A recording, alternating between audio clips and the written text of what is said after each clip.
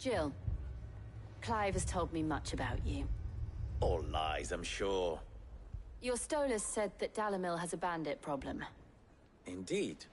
Although, you're a little late. They left with our food and guild days ago. Any idea where they went? The desert's a big place. Your guess is as good as mine. But the fact is, I have more immediate concerns. What did you say to me? What did you say? Ah, as if by magic.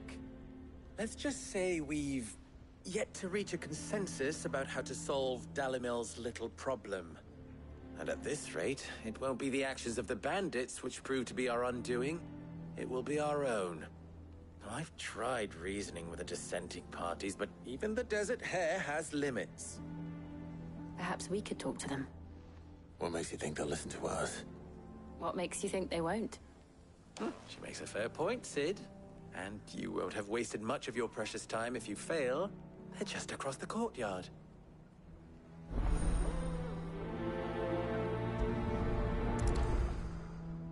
Suppose we just follow the shouting.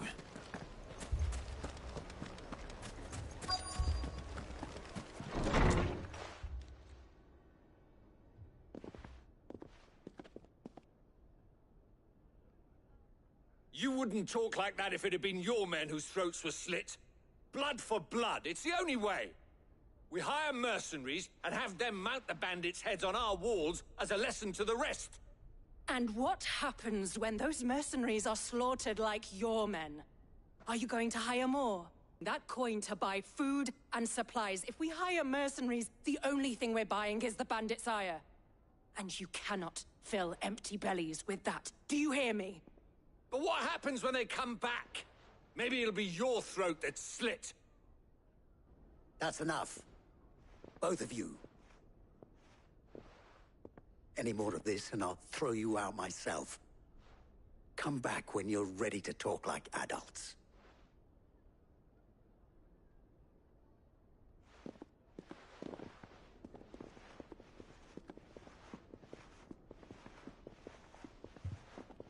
Victor. What's he doing here? Sid. And Lady Jill. What brings you here? I was about to ask you the same thing. Costness is in chaos, and the markets have all but ceased to operate. The Briar's Kiss here in Dalamil is the only place I can reliably obtain supplies. I was here to do just that when Master Lubor told me of his troubles. He thought I might be able to talk some sense into these fools. But if you're here, I suppose his patience must be waning. Who are those people? Those were the thorns in Lubor's side. And the reason this place might be headed the same way as Costness. It's these accursed skies. The darkness is enough to drive a man to madness. Or an entire city, for that matter. We're still working on the skies. But in the meantime, perhaps we can find a solution to Dalamil's problems. I hope so. For all our sakes.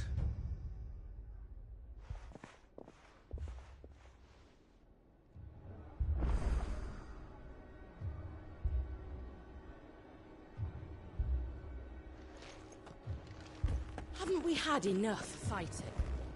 I know I bloody well have.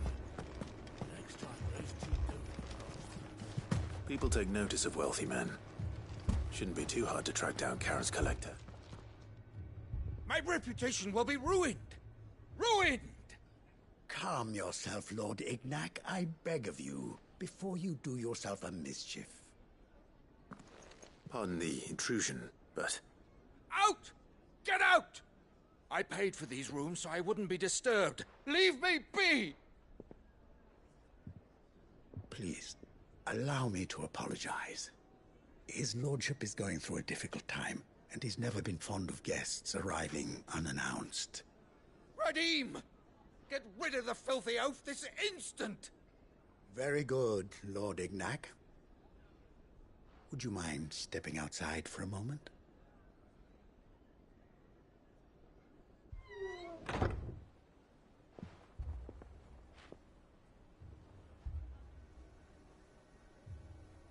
I'm sorry if I've caused you any trouble. That? No, no, no. That's just how his lordship is. Though the morning's events have left him somewhat fractious. He has been dispossessed of his luggage, you see. The thieves also made away with a considerable amount of coin. Coin the innkeeper will soon be keen to collect. I don't suppose a certain blade was among the stolen items. A single-edged sword. It was purchased from a merchant friend of mine. Ah, you know Lady Karen.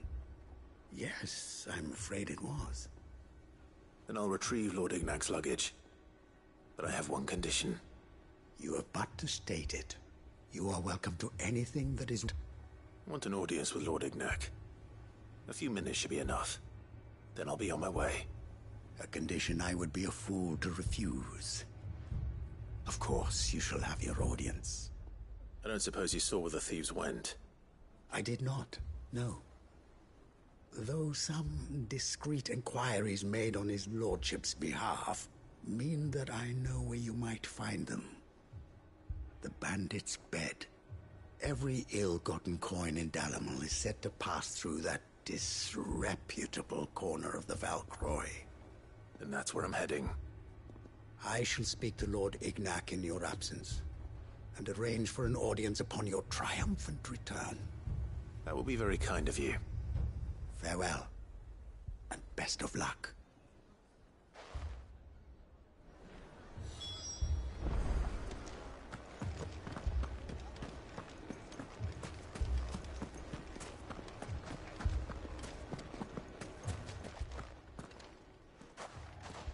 So, you see my predicament?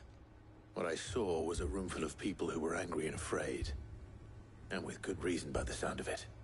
But if left to smolder, that anger and fear could set the entire town alight. My thoughts exactly.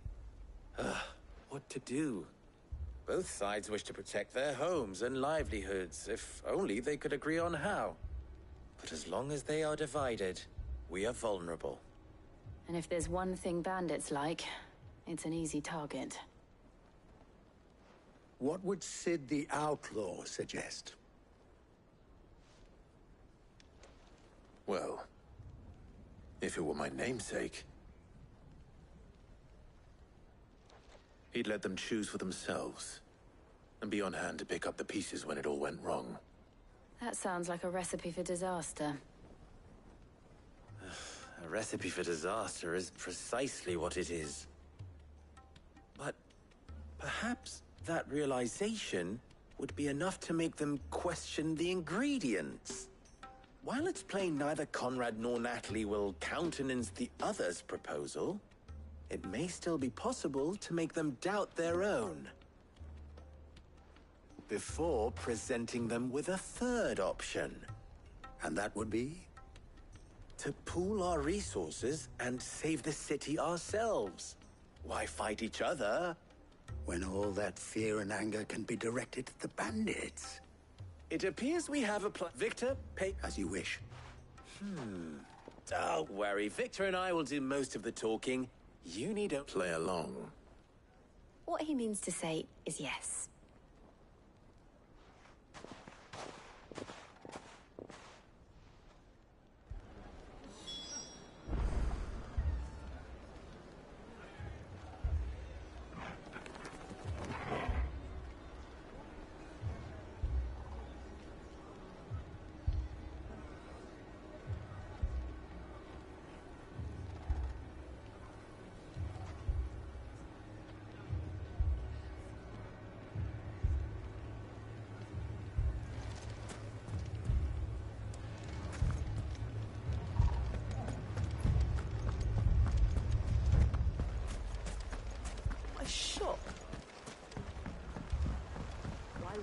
If I had my pickaxe, I would have...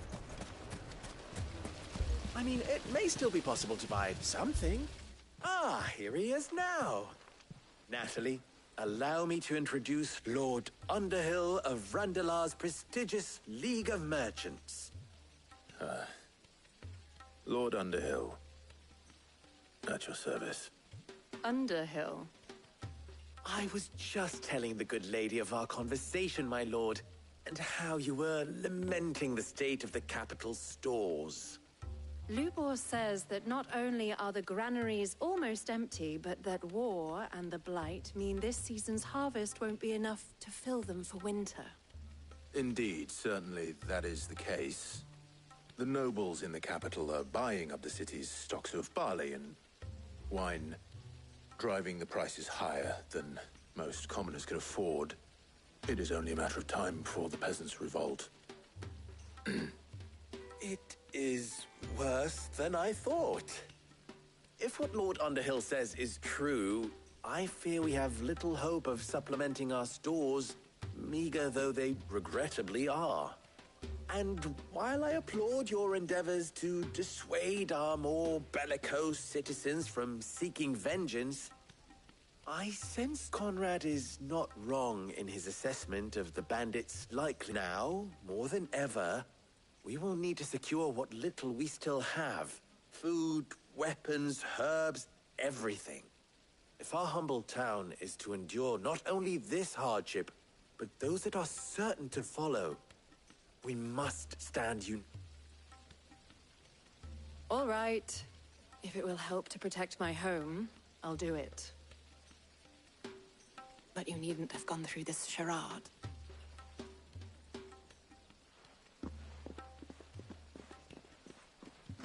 Thank you, Clive.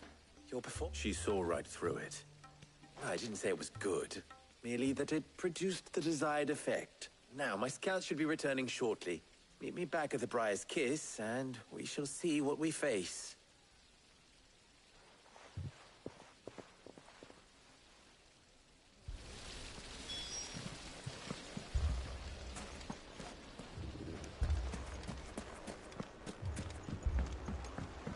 Mummy, I'm scared.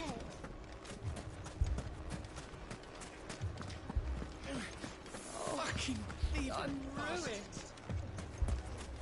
Picture it, Conrad.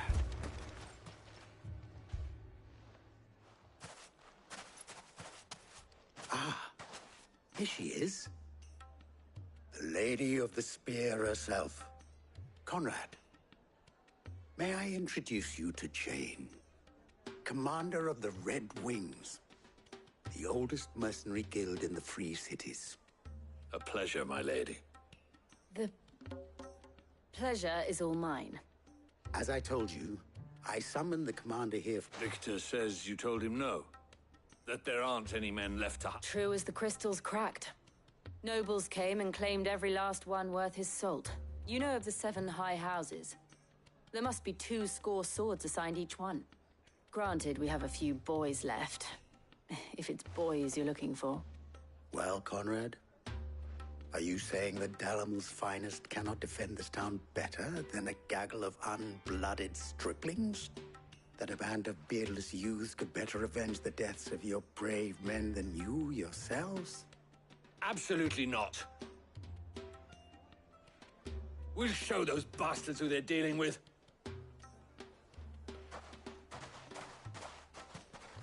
Conrad's not what you call the brightest can, and there's a reason why I had you do the talking and not Sid.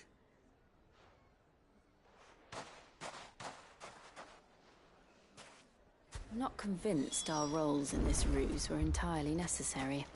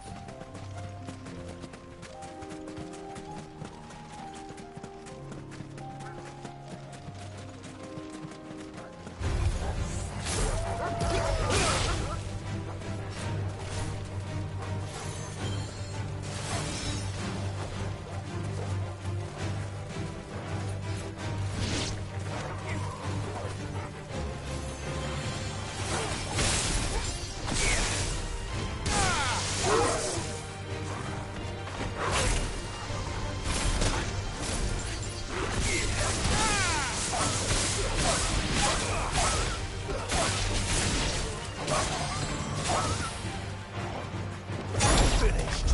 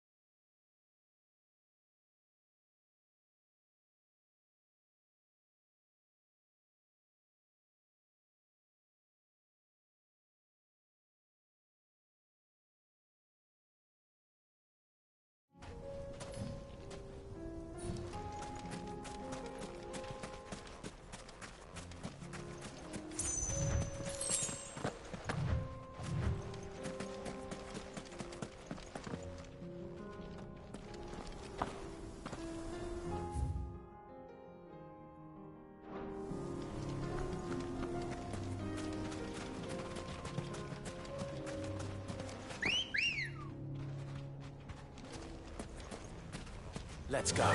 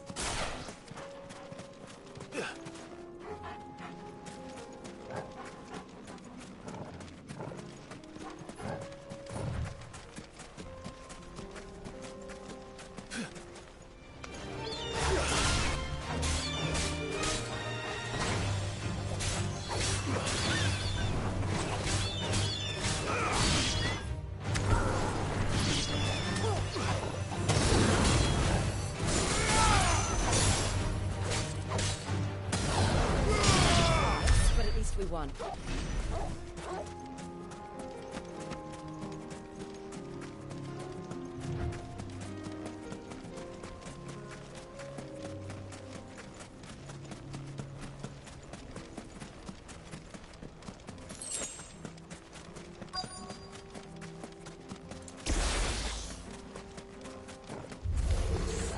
We've got company!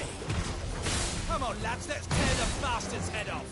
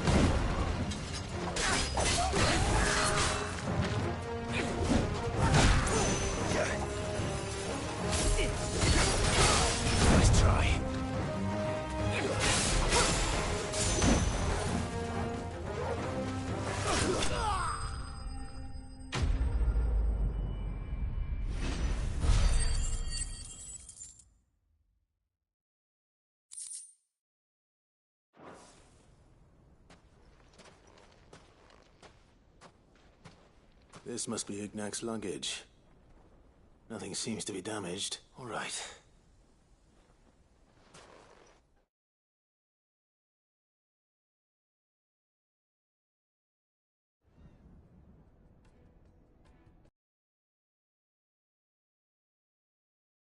You to thank for the return of my effects. What shall I call you, my good man? Wyvern. Glad to make your acquaintance. A formidable name indeed. Well, Wyvern, I appear to be in your debt. Redeem here tells me you wished for an audience. Is that all? A few moments of your time should suffice, yes. You're a peculiar fellow, Wyvern. All right, speak. Master Wyvern was wondering if you could tell him about a certain single-edged sword you recently acquired. Oh, a true work of art, that one.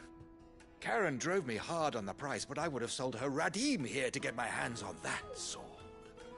It was made in the Outer Isles, far beyond the Twins, and is used exclusively by the practitioners of a unique school of swordsmanship. They believe no combat should ever exceed a single strike, and hone their blades to such perfection that none ever does. Each sword is made for that one perfect stroke, and for that stroke only. They crack upon a second blow. There's a brutal sort of beauty to it, really. But how do they hone such an edge? Fine question. Why, they use a whetstone, of course. Whetstones, rather. A whole array of them, ranging from the coarse to the fine. 10,000 licks with the sharpening stone, then 10,000 more. But it is the flowers, and that is the key. The secret ingredient. Wyvern, it occurs to me that my little lecture is hardly equal to services rendered. Take this, together with my regards. The very stone of which I spoke, far rarer among collectors than even the blade itself, and a far more fitting payment. Thank you. Pardon the intrusion, my lordship. However, it is long past time we prepared ourselves to depart. So it is. I am locked in bitter competition with a rival collector of curiosities.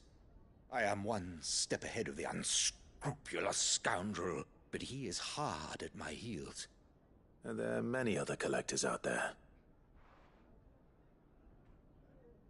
Too many to count, but only one do I consider my nemesis.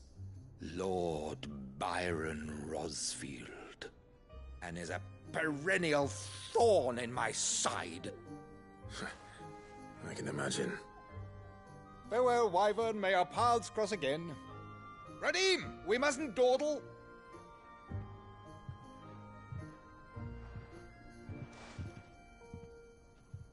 I think his lordship is rather taken with you, Master Wyvern. Thank you again for your assistance. Coming, my lordship. I'll be right there.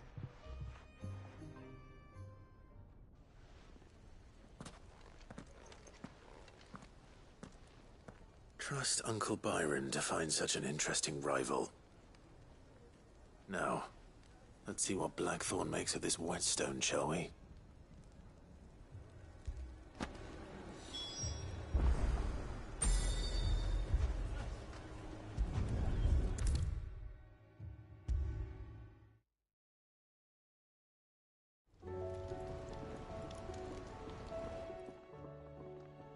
Sorry for the wait, but hopefully you'll agree it was worth it.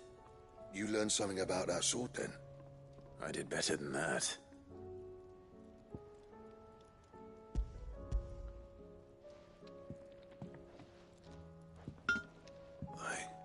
A whetstone? Yes. But not one you'll find anywhere in Valisthea.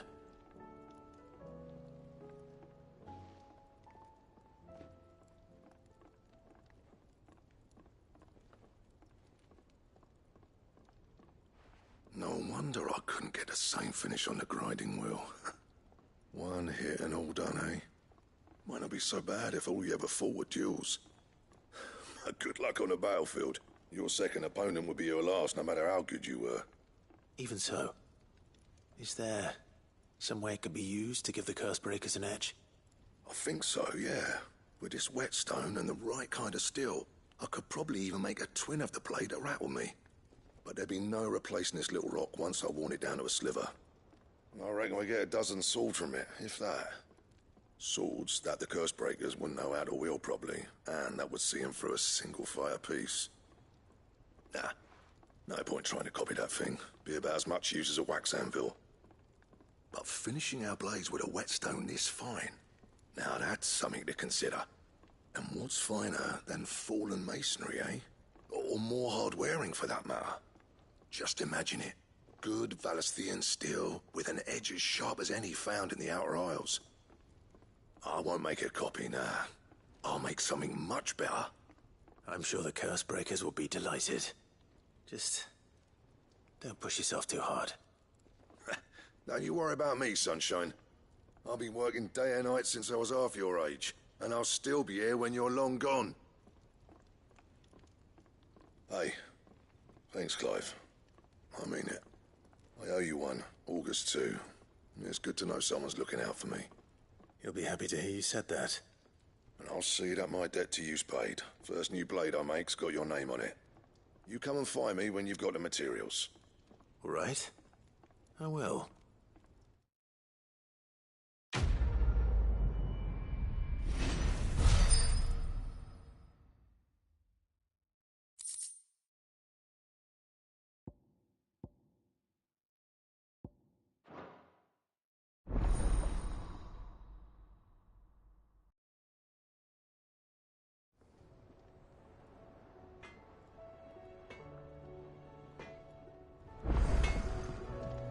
Trouble with your gear, or what do you want?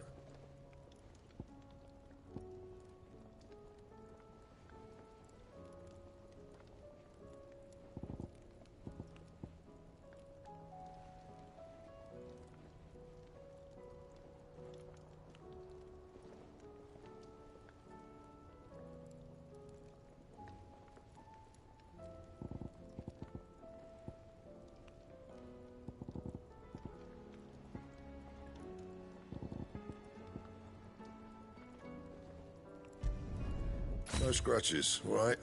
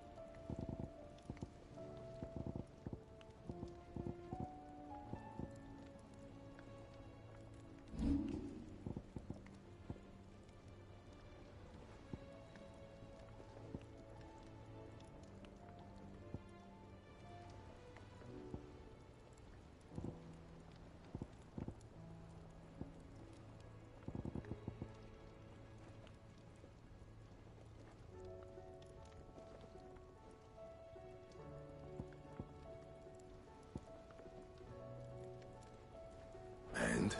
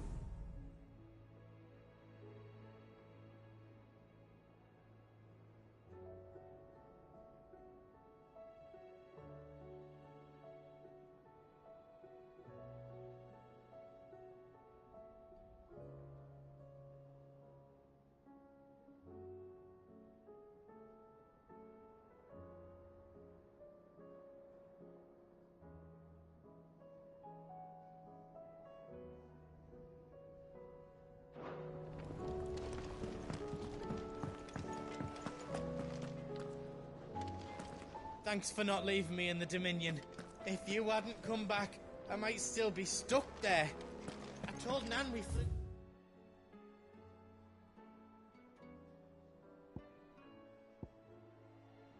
back on the Phoenix, but she walloped me for telling fibs. Can you tell her it was the truth, Clive?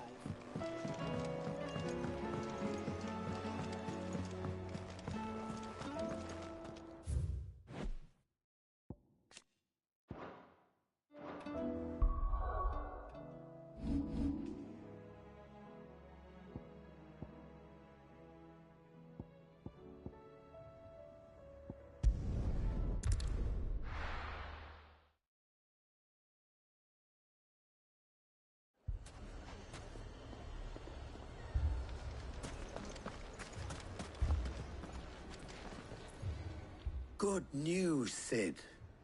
Both Conrad and Natalie have somewhat gracefully accepted their new roles. With time, they may even learn to... Time no longer appears to be the luxury it was before lunch. I take it your scouts found the bandits. Technically, it would be the bandits who found my scouts. It appears they march for Dalimil as we speak. All of them. You're not serious. They don't just want food, they want the whole damn town.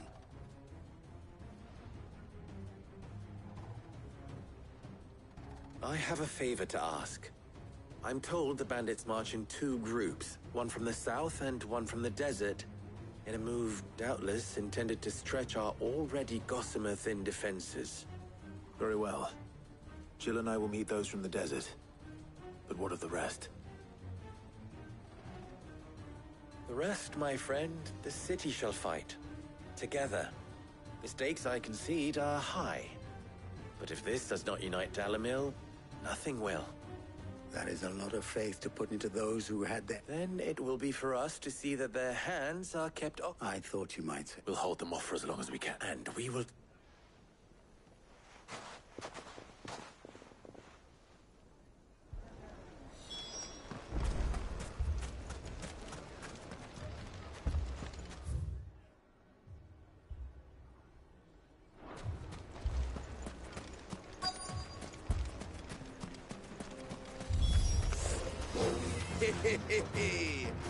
The women folk have come to welcome us.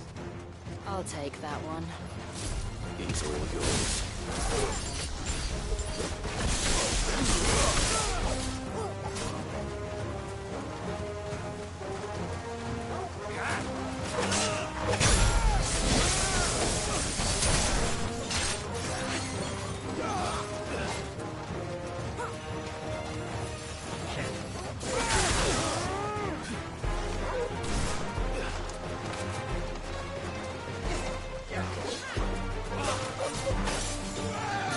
Nice try.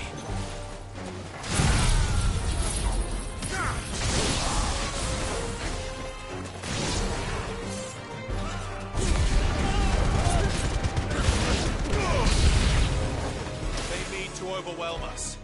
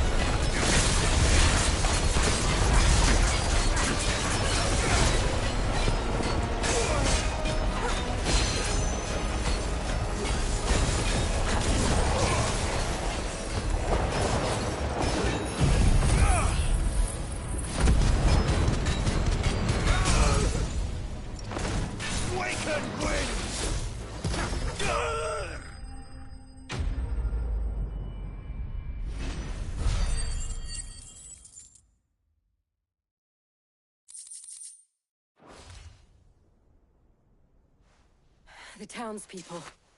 Could they have held out? I don't hear any fighting. What do you think? That we should hurry.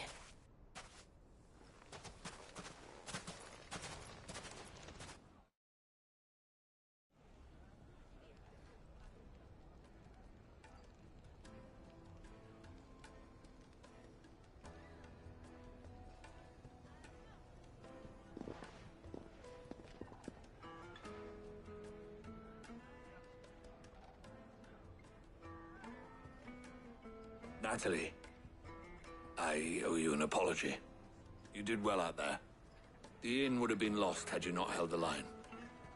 Without you, there would have been no line to hold. You saved us, Conrad. You saved Dalimil. We all saved Dalimil.